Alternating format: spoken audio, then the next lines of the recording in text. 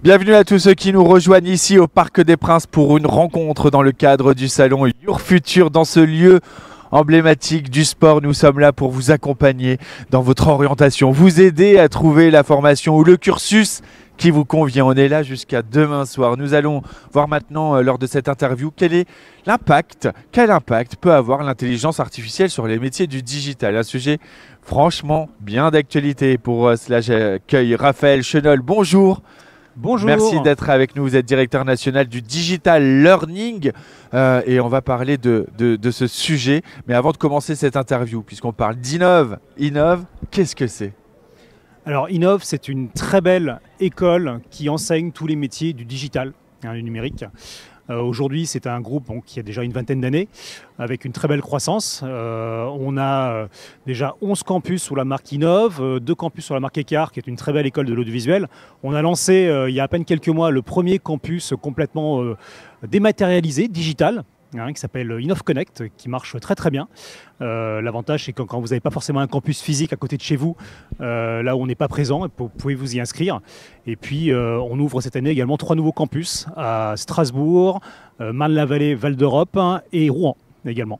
Très belle croissance parce qu'on le sait, il y a aussi beaucoup de besoins derrière sur le marché du travail. On va en parler un peu plus longuement tout à l'heure. Mais pour introduire ce sujet justement, comment votre école elle va adapter ses programmes pour tenir compte de l'émergence de l'intelligence artificielle dans les métiers du digital? Parce que c'est un peu arrivé comme un tsunami, c'est arrivé d'un coup.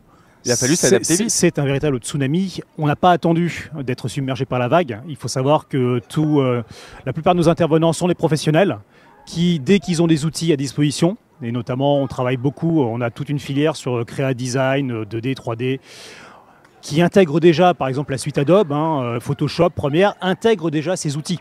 Donc nos intervenants, maintenant, sans même qu'on ait besoin de leur dire, font travailler les étudiants dessus. Voilà. On le sait, l'automatisation par l'intelligence artificielle affecte les tâches. Comment ça va influer sur la conception des programmes pour assurer la compétitivité des diplômés? Ouais, c'est une très bonne question. Là, on est en plein dans les programmes où on prépare déjà la rentrée de septembre 2024. On a complètement renforcé la présence de tout ce qui est intelligence artificielle, que ce soit en termes d'acculturation, que ce soit en termes d'outils, que ce soit en termes de méthodes de travail.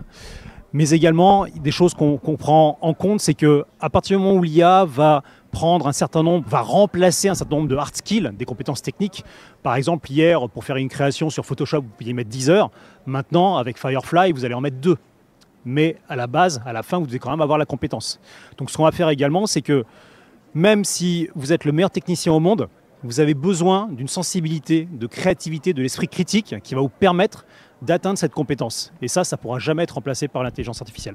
Justement, parce que c'est l'une des craintes. Il y avait cette crainte dans l'industrie. On s'est dit les robots allaient remplacer les humains.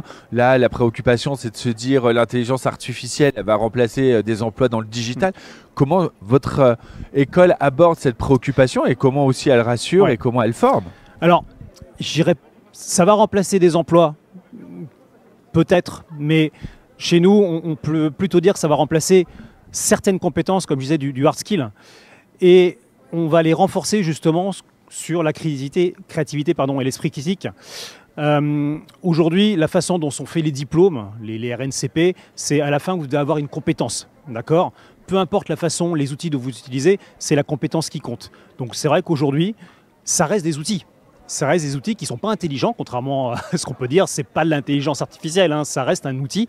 Et c'est l'étudiant qui est derrière, à qui on va apprendre à maximiser ses compétences et surtout à devenir meilleur que ses futurs concurrents qui, eux, n'utiliseront pas ces outils de la bonne façon.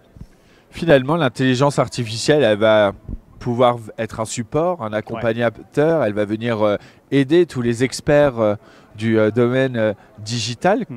Vous, j'imagine que votre rôle, ça va être finalement de former à aussi utiliser cette intelligence artificielle. On a un gros rôle de formation, que ce soit pour nos étudiants, que ce soit pour nos salariés également, chez Innov, avec beaucoup de sensibilisation.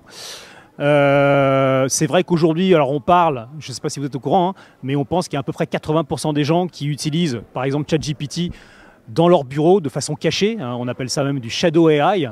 Donc là, nous, on le voit, il y a des problématiques de protection des données. Donc là, c'est vrai qu'on va être dans un mouvement où on va équiper tous nos salariés avec une solution officielle, où il n'y aura pas de problème de protection des données. Et ce qu'on va mettre en place, ça sera également mis à disposition de nos étudiants.